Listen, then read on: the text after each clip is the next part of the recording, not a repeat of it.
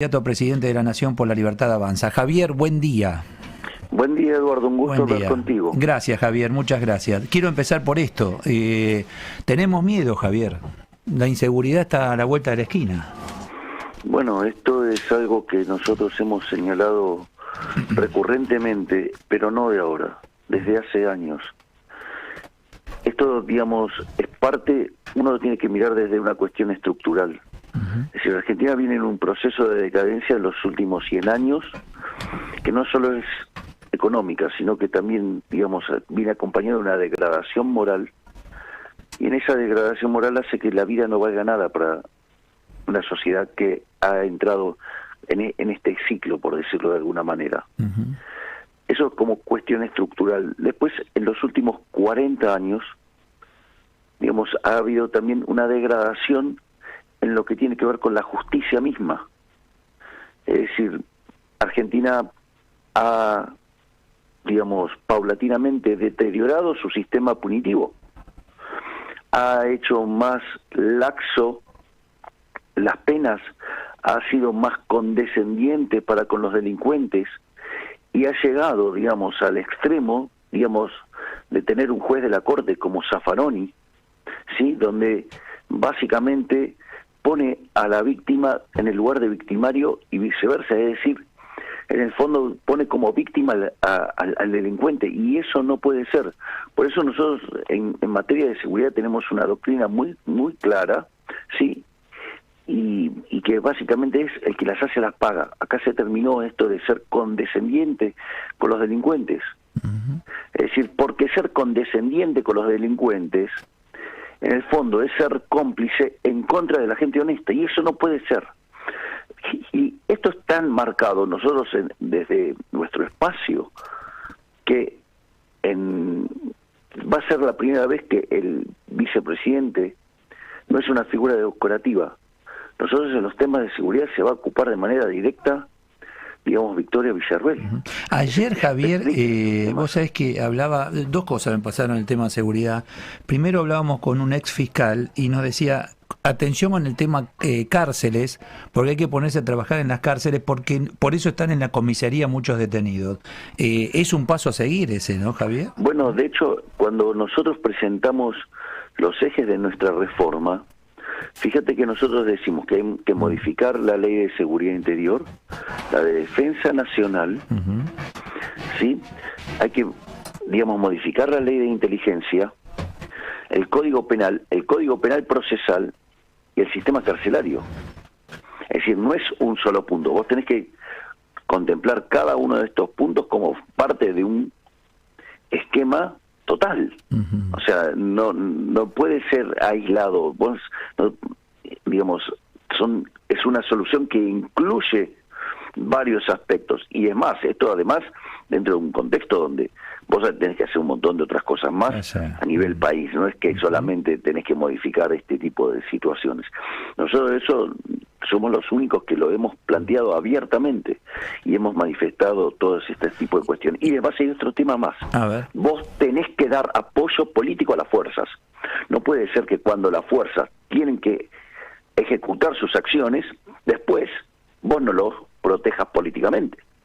Es decir, vos no podés dejar en esta situación indefensa a las fuerzas tal que ni siquiera pueden defenderse, ¿sí?, aún cuando tienen que ir a cumplir su trabajo. Entonces esta situación también es importante, porque si no, ¿cómo te va a defender la fuerza? Sí, si te no entiendo. Bueno, mira, y la otra cosa te quería contar que escuché ayer. Escuché a Udi Levy, el ex jefe del Mossad, que está acá en Argentina, y hablaba justamente de esto, la debilidad de la fuerza de seguridad, donde en las cárceles de Argentina nadie brinda educación, y habló de la conexión entre corrupción, narcotráfico y sumo terrorismo, hablando de esta región, ¿no?, del mundo, Sudamérica. Bueno, fíjate que nosotros, digo, esto Victoria lo explica mucho mejor que yo, que es la especialista en el tema, que tiene que ver con la forma en la cual vos tenés que además trabajar de manera integrada en las fuerzas. Entonces, me parece que, digamos, es más, si vos quisieras ir al hueso con este tipo de cosas, yo recomiendo hablar con Victoria, que es la especialista. Pero digo, yo te acabo de dar marco general que implicaría poner de vuelta y media a la justicia también. O sea, esto, digo, Argentina está quebrada en todos los aspectos de su vida social. Es decir, digo, lo podés ver desde la economía, lo podés ver desde la justicia, lo podés ver desde la propia forma en la cual nos relacionamos entre nosotros. Javier, ayer los médicos, entrevistamos acá, la desesperación en hospitales y en cuanto al servicio privado, sanatorios, clínicas y hospitales privados, no tienen oxígeno, no tienen nitrógeno, no tienen jeringas. Bueno, de vuelta es parte... Bueno, eso también, digo, eso también tiene que ver con otro tipo de cuestiones, de cómo, por ejemplo, vos financiás al sistema. Es decir, Argentina tiene si vos decidís brindar el seguro, sí, ya sea brindar, sea salud, educación, sí, vos tenés que elegir la forma de brindar ese servicio tal que replique el comportamiento de un mercado competitivo. Eso se hace financiando o mejor dicho, subsidiando la demanda. ¿Me comprendés? En Argentina se subsidia la oferta.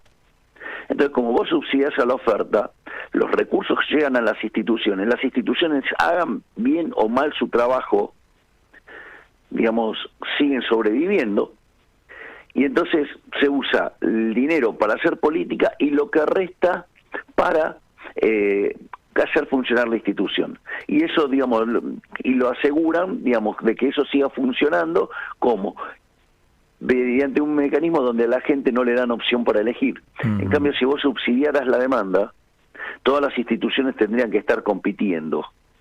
Sí, acá apareció el tema de fondo, que es el tema dólar, el no poder importar, entonces todo, el no poder renovar la aparatología, es un tema económico de fondo, que justamente es eso, pero ¿no? ¿por qué? Pero ¿por qué aparece entonces ahora? Fíjate, vas a ver que esto es un problema de degradación moral y de valores. ¿Por qué aparece el problema del dólar? Básicamente por el cepo. Sí. ¿Me comprendés? Ahora, el cepo, ¿qué es en el fondo? Es un cercenamiento a la libertad individual de que vos puedas elegir en qué ahorrar. Es decir, es prohibirte que vos te respaldes en otra moneda para que, digamos, o sea, haya menos inflación en la moneda local. Es decir, moneda que se emite porque se genera déficit fiscal, que es la fiesta de los políticos. Entonces, y eso además tiene consecuencias, porque esa restricción en el mercado de cambios, que genera un exceso de demanda, porque al oficial quieren comprar todos, tiene como consecuencia un exceso de oferta en el resto de la economía. Entonces, vos fíjate, en el mercado de bonos cae el precio de los bonos, la tasa de interés es alta. O sea, el riesgo país es un disparate. La consecuencia de esto es que te desintermedia el mercado de bienes, o sea, porque se te desintermedia ahorro-inversión, el ahorro se te fuga y la inversión se te desploma, o sea, te genera un exceso de oferta en el mercado de bienes que vos lo ves manifestado con que hoy el PBI per cápita de Argentina es 15% menor que el que tenías en el 2011. A consecuencia de eso tenés menos demanda de trabajo, ¿sí?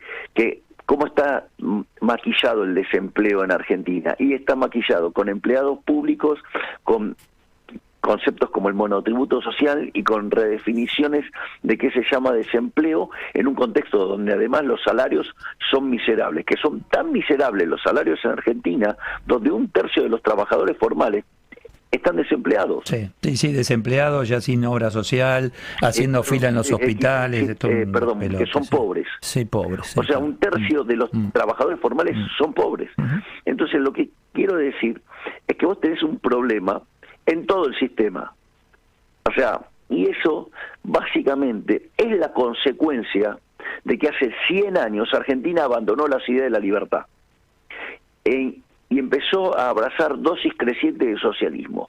Y que hoy, digamos, afortunadamente, 1/3 del país le gritó a la casta política que se acabó el socialismo. O sea, no queremos más socialismo, no queremos más este populismo empobrecedor. O sea, queremos vivir en libertad. ¿Sabés qué dijo ayer el titular de AFIP a las empresas? Tienen que pagar, hablando de este bono, que no se quejen, paguen o paguen. Bueno, eso, digamos, es el típico autoritarismo socialista. sea, ¿me entendés? Fíjate por qué. Porque desde el gobierno te imponen por la fuerza que vos lleves una acción dentro del sector privado, cuando es en el sector privado es una decisión tuya, que se tiene que, digamos, pero de vuelta, así son los socialistas, aducen un cierto altruismo, pero sí altruismo con la tuya, con la de ellos jamás, porque cuando tienen que hacer el ajuste, no, la política no se toca nunca, la política nunca ajusta. El Estado nunca ajusta, siempre el ajuste cae sobre el sector. Javier, yo sé que lo hemos hablado más de una oportunidad, pero el oyente está atento. ¿Y qué va a pasar con el tema Congreso, algunas provincias donde no tengas mayoría en caso de hacerlo? ¿Cómo manejar esa situación? Lo voy a poner en otros términos. ¿Qué sistema tiene Argentina? ¿Sistema democrático? ¿Resultado posible puede ser que una determinada fuerza gane con una determinada composición? Sí. Bueno, ¿cuál es el problema? Es parte del sistema, funciona así el sistema. No le demos crédito a los antidemocráticos, a aquellos que lo único que quieren hacer es asustar a la gente, ¿sí? Digamos, a aquellos que, como los de Juntos por el Cambio, que dicen que si no son ellos, lo único que se van a hacer es dedicarse a bloquear. Es decir, son tan malos como los que critican del kirchnerismo. Entonces la pregunta es, hay que preguntarle a la sociedad, ¿usted quiere soportar a estos extorsionadores profesionales que si las cosas, si usted no están ellos en el poder, digamos, o sea, se van a dedicar a bloquear a todo el mundo? Hoy presenta Patricia Bullrich a Carlos Melconian. Si te llevan a debatir, etcétera, ¿lo vas a hacer? Digamos, la candidata a presidente es la señora Bullrich. Vos también sos candidato a presidente, no vas a discutir. Presidentes, digamos, me parece que es una discusión que está en otro plano. Porque viste que lo van a presentar como va a salir a enfrentar lo que presenta Milei, dolarización, etcétera, hablando de Melconian. Sí, digamos, es interesante esto como concepto, ¿no? Digo, primero, que deberían entender que se discute, digamos, presidente contra, o sea, candidato a presidente contra candidato a presidente. Esa es la primera línea. O sea, yo entiendo que Bullrich está muy pobre en términos de análisis económico, ha cometido errores verdaderamente graves, por decirlo de alguna manera, y que la gente esté muy asustada con lo que puede hacer ella en una situación digamos, de gobierno, porque han mostrado verdaderamente falencias groseras. De hecho, tenían un equipo y sucede que un día son los que tenían equipo y de un día para el otro decidieron cambiar por otro. O sea, una cosa bastante rara. ¿Vas a tener como jefe de gabinete a Nicolás Pose? Nosotros eso se va a definir, digamos, hacia el final, digamos, de este proceso. Digamos, Nicolás está llevando a cabo una tarea enorme que es coordinar a todos nuestros equipos técnicos. Y Nicolás Pose es quien trabaja en Argentina Aeropuerto 2000, ¿verdad? Hoy actualmente, ¿está allí? Sí, está, digamos, es parte sí, pero es amigo mío hace 15 años. O sea, es un profesional de un nivel impresionante y con una carrera, digamos, verdaderamente que pocos pueden ostentar.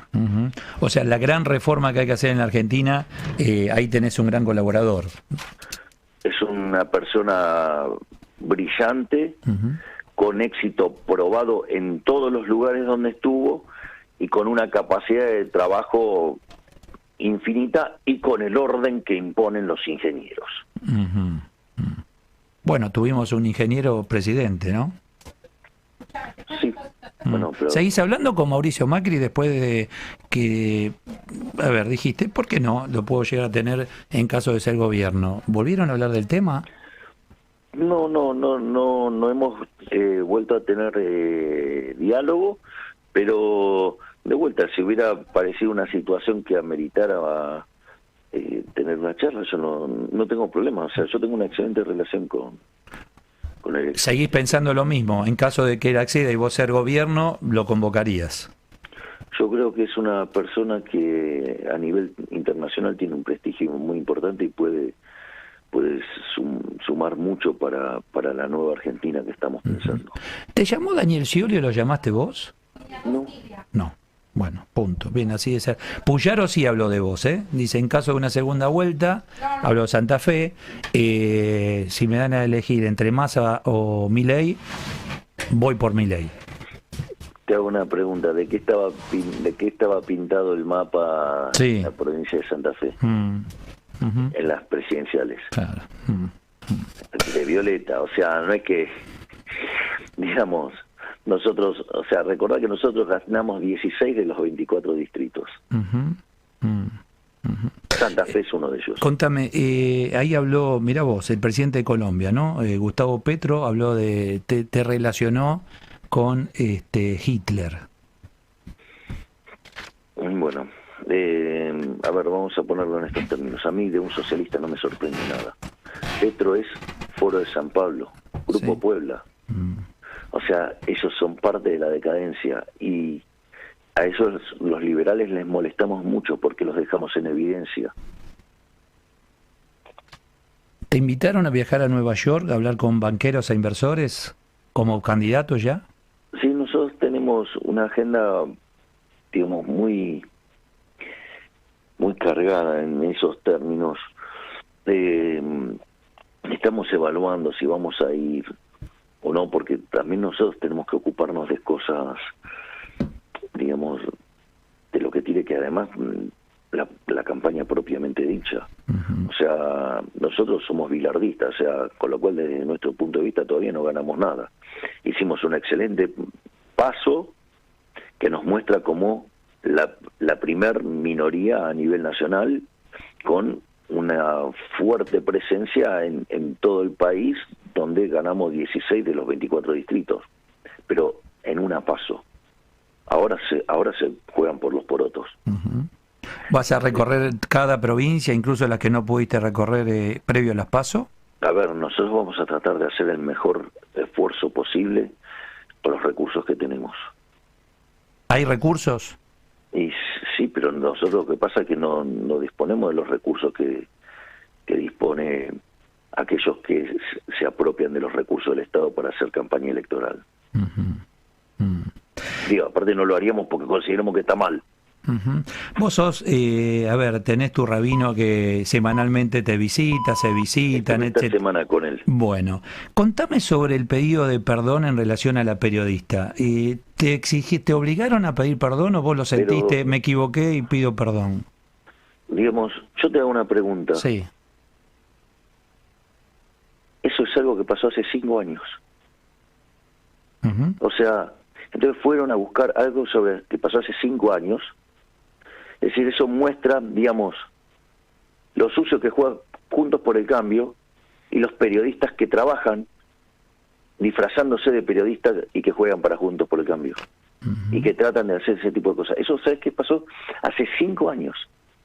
Entonces, no solo que pasó hace 5 años, sino que omiten algo que cuando esto se llevó a la justicia determinó que no hubo delito, que no hubo violencia de género y que no hubo ningún tipo de violencia. Ahora esa parte la omiten.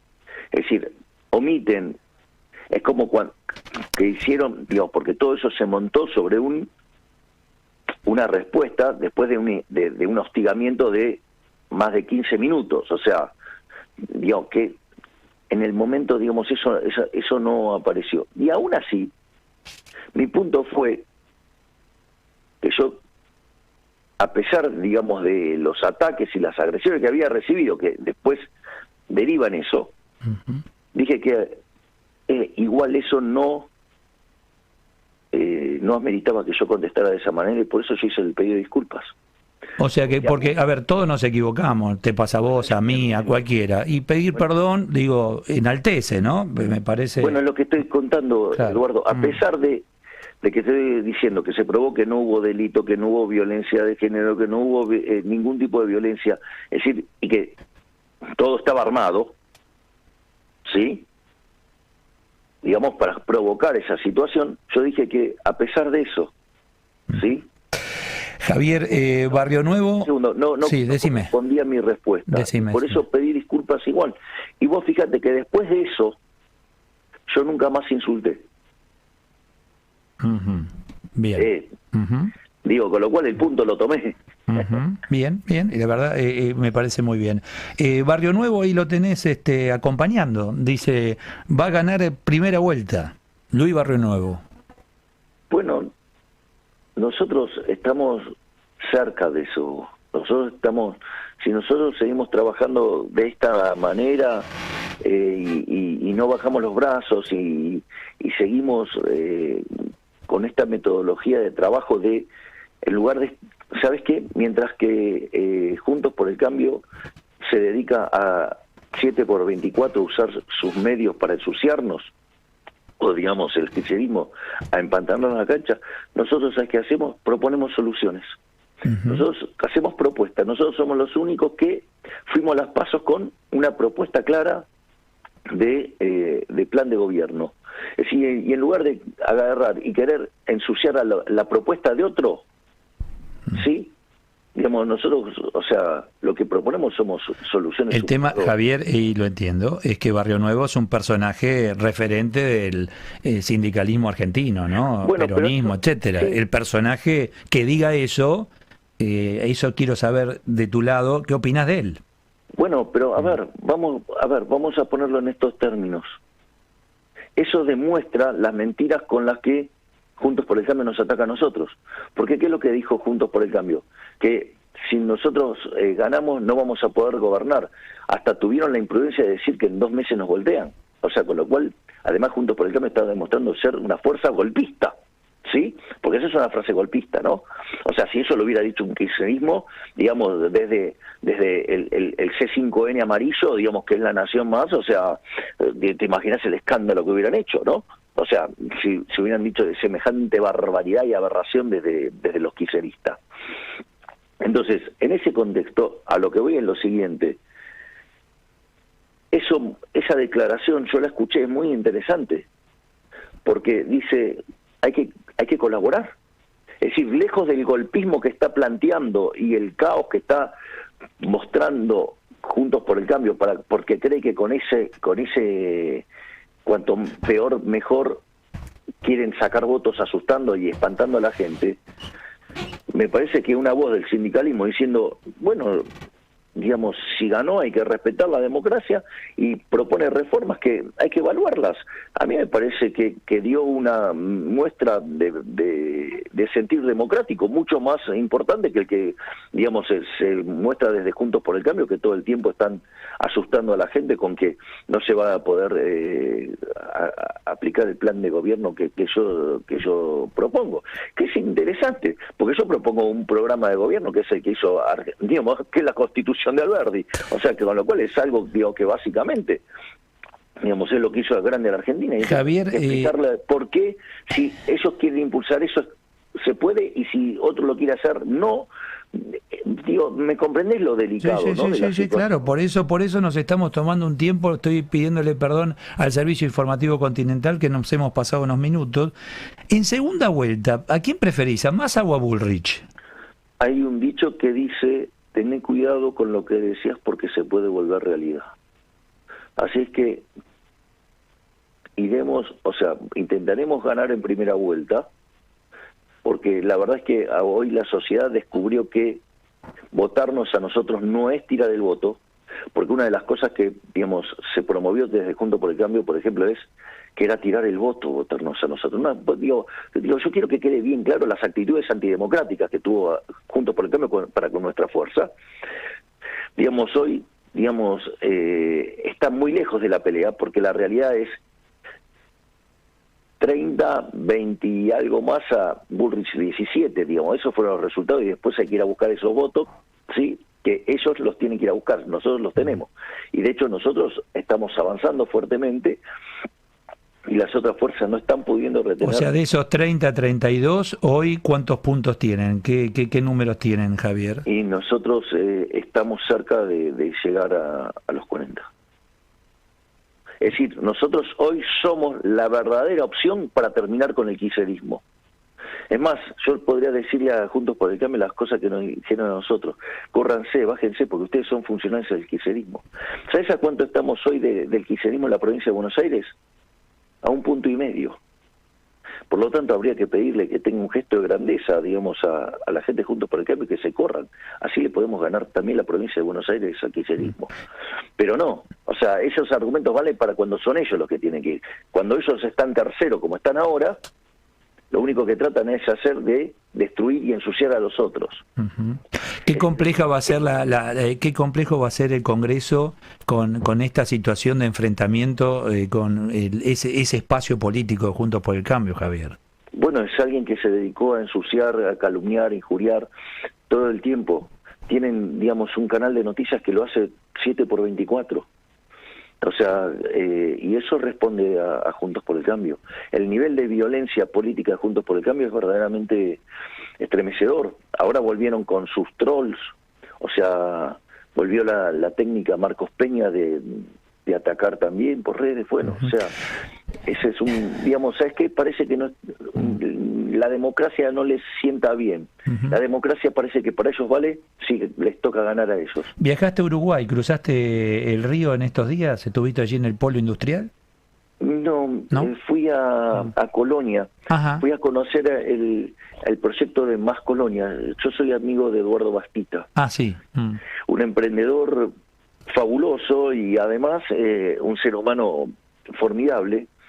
Y vos sabés que yo disfruto mucho de ese tipo de situaciones, porque, nada, vos estás en el lugar y estás ahí y ves algo, no sé, la naturaleza, por decirlo de alguna manera. Y como cuando él te cuenta el proyecto, es fabuloso porque es como meterte dentro de la cabeza del emprendedor. Y la verdad es que fue una experiencia hermosa porque, ¿me entendés? O sea, estás con el emprendedor de primera mano contándote lo que vio y lo que quiere hacer. O sea, eso como... Bueno, cuando tenés, a ver, las condiciones dadas, ¿no? El tema en Argentina hay cantidad, sí, pero necesitas las condiciones dadas, Javier. No, bueno, Argentina es la máquina de impedir, Edu. Es la máquina de impedir. No me importa a mí, la verdad no me importa, pero como es un tema personal, si tenés ganas, contame sobre tu actual pareja. Bueno, la verdad es que estamos muy contentos. Yo, sinceramente, digamos, estoy frente a una persona que es deslumbrante. Es decir, hay cuestiones que son obvias, ¿no? Digamos, o sea, su belleza es verdaderamente imponente. Su talento es incuestionable. Su capacidad de trabajo es fenomenal, pero además es un ser humano de unos valores morales verdaderamente enormes, de una inteligencia impresionante, con un sentido del humor muy profundo, es muy profunda en sus pensamientos, o sea, y es un ser humano maravilloso. Así es que la verdad que estamos muy contentos, tenemos un vínculo verdaderamente hermoso y estamos muy felices. Que no te saque de eje, porque viste, los tipos, los hombres somos, a veces nos sacan del eje. Atenti, ¿no? La pregunta es, el último tramo de la campaña yo estaba de novio con Fátima y no creo haber salido del eje. Digo, creo que en los últimos 45 días, además, me puse más en eje. Es decir, yo creo que jugó, digamos, un rol muy importante frente a las agresiones y al maltrato mediático con calumnias, injurias, distintos tipos de mentiras de las que fui víctima. Y sin embargo, digamos, o sea, yo creo que hubo un rol muy importante, o sea, digamos, digamos, ya sea en lo que es en la relación de pareja o lo que tiene que ver con la contención espiritual, digo, que es el rol que ocupa Axel, mi rabino de cabecera, y digamos, y mi hermana, ¿no? Que mi hermana es... O sea, bueno, de hecho, sin mi hermana, digamos, todo esto no sería posible. Javier, Daniel López, buen día, ¿cómo estás? ¿Qué tal, Daniel? Bien, hablabas recién de propuestas, una de las principales con que llegaste a las PASO que ganaste fue la dolarización. Desde la oposición hablan de que es muy difícil concretarla por la enorme cantidad de pesos que hay, la famosa bola del ELIX, los depósitos en los bancos. ¿Cómo absorberías los pesos? Mira, nosotros, esto también hay que mostrar la deshonestidad intelectual de de los economistas de Juntos por el Cambio. O sea, son una mezcla de pésimos profesionales con personas muy deshonestas intelectualmente. A ver, hay uno, te cuento, que cuando hizo la cuenta de cuántos dólares era, le hizo al tipo de cambio oficial. Digo, y eso no es, y ese no es precio, está claro, ¿no? Que eso no es precio. Y no solo que eso no es precio, sino que además, cuando se le marcó el error y le dijo que había que usar los activos del Banco Central para hacer ese rescate, dijo esos activos no valen nada, pero al mismo tiempo, con lo cual eso implicaría una hiperinflación, ¿sí? Cosa que también negó. Sí, también dijeron que no hay otra forma que con un plan Bonex. Por eso te pregunto, ¿cómo vas a hacer? Bueno, por eso tiene que ver con las limitaciones intelectuales de ellos, que no saben resolver de una manera que no sea por la fuerza. ¿Y cuál es la manera? Nosotros tenemos, en este momento, tenemos 5 proyectos de dolarización distintos que tienen que ver con que eso también ellos son intelectualmente deshonestos, porque mezclan el proyecto A con el B, o sea, hacen toda una mezcla, digamos, porque evidentemente no entienden. Mira, vos, cuando vas a hacer la dolarización, implica rescatar el pasivo del Banco Central. El pasivo del Banco Central es la base monetaria y lo que tiene que ver con las LELIQs, o sea, los pasivos remunerados. Cuando vos haces el cómputo de las reservas, una de las cosas que habría que contarle a esta gente, que el cómputo no se hace sobre las reservas netas, porque las reservas netas es una metodología que utiliza el Fondo Monetario Internacional para chequear la consistencia del programa en términos de política monetaria y política fiscal.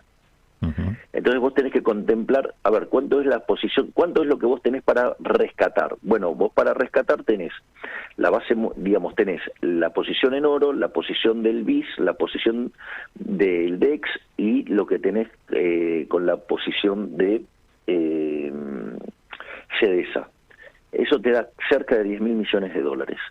Vos con eso podés rescatar la base monetaria. Y en cuanto a las LELIQs, que vos tendrías que, a los precios del tipo de cambio de hoy son 25.000 millones de dólares, en otros momentos llega a ser 30.000.